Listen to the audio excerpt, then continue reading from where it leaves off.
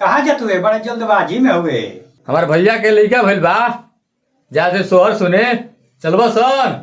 जाते जो जो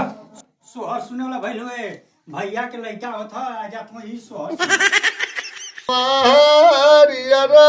कवन मास बौरे लहो ए ललना कौन मास लागे लटे कोरा बात बहुआ गर्भ से लहो ए ललना कौन मास लागे लटे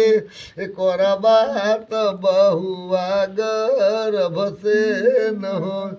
तगना बैठौन कर सासू तो बहुले रजकर हो ए बहुआ कवन हो कवन फलवा खैलू त बाबुआज अनम लेला कधैया तार लेल हो दयामाज खाइली घम अवध फल मिली झो मास फल हो ए सासू दहिया जे खाइली भैसिकात बाबुआज अनम लेला कन्हैया तार लेल हो के पटेगा तैसन बोली बहुबा जनी बोल से जनी बोल हो ए बहुबा सुन को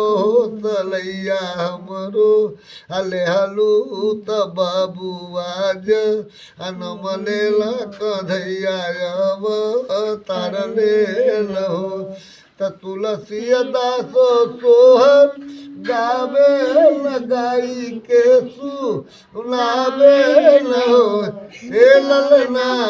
जुग जुग बढ़े हो अवात महलिया उठे सोहर।